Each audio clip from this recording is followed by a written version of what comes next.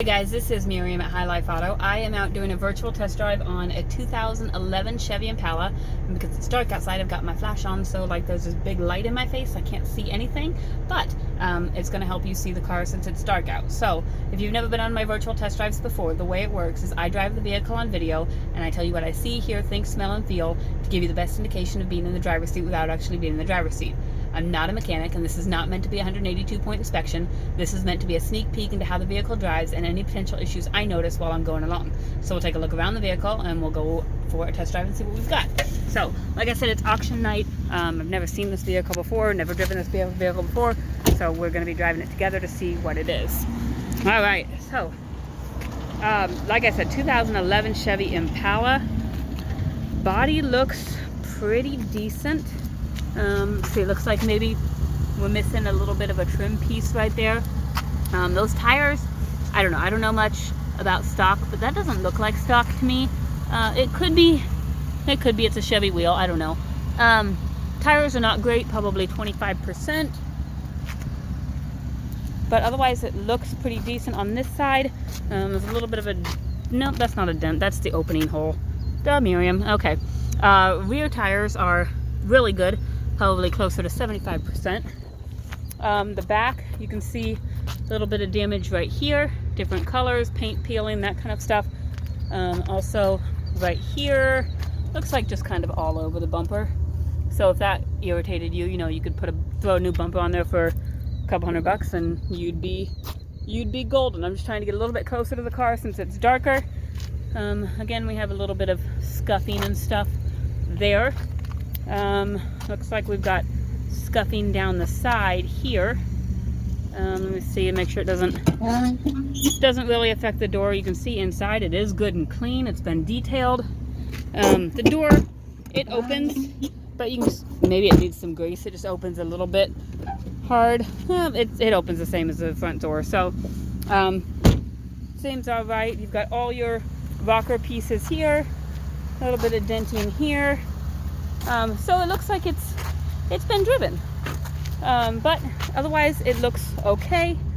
We do have a little crack on the windshield right there, so if you're in a state where that's an issue, be aware of that. 178,149 miles.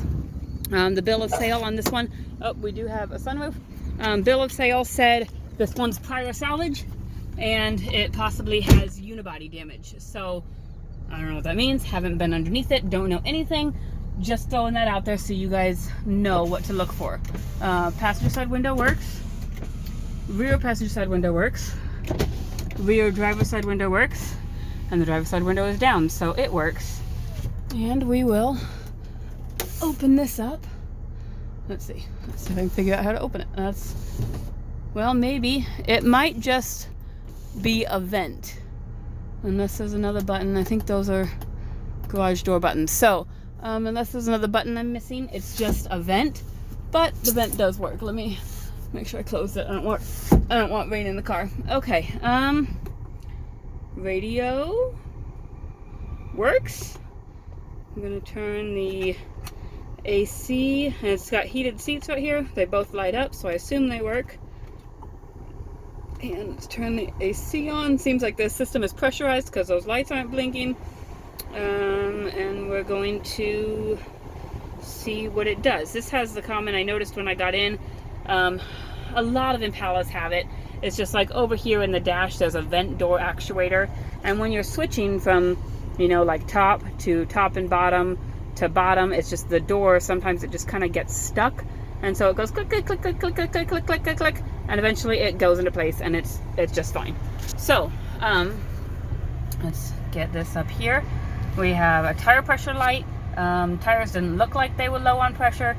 Check airbag light. It says that it needs air. I don't think it does. Check engine light. Let's see. There were some buttons somewhere that said info. I saw them somewhere. Thought I saw them. I could be wrong. I thought, oh, there they are. Duh. Okay, so let's see what these buttons tell us. Service airbag, 178,000 miles, 137. Okay, 0% oil life remaining, so it needs Yeah, to me it looks like those tire pressures aren't reading right. So sometimes you can adjust those sensors by just like taking out a little bit of air and then adding air back. Okay, I think I just want to make sure that I'm in drive, and we are going to go for a drive, and this flash is going to distract me, but I'll just be a little bit more careful.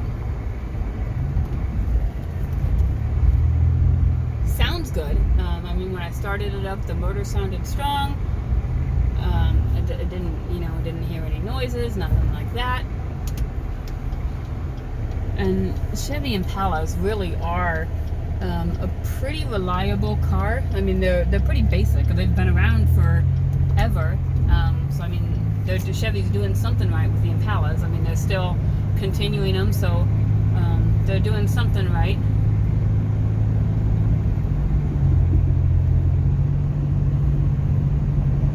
I don't hear any suspension noise or anything, but I do hear like road noise, which those tires weren't the greatest, so that's to be expected. It's not loud road noise. It's something that I would notice because I've driven a lot of cars. It might not be something anyone else would notice. But I'm going 60 right here, cruising along just fine. I'm going to attempt to set my cruise. Let's see, there we go. You see right there in the top right, I have my cruise set. I'm cruising along at 60. Seems to be running really smooth. Like I said, I don't hear any suspension noise. Brakes, there is vibration in the brakes, so you probably need, my guess is that you need rotors, you know, and whether or not it's front rotors or one rotor or two rotors, I don't know. But my guess is it needs some rotors, and it's not horrible. Like, it's not going to shake you out of the car or anything. Oh, you can see how dirty the windshield is. Let me back up right here. But it does shake, so I can tell you that it's going to need rotors.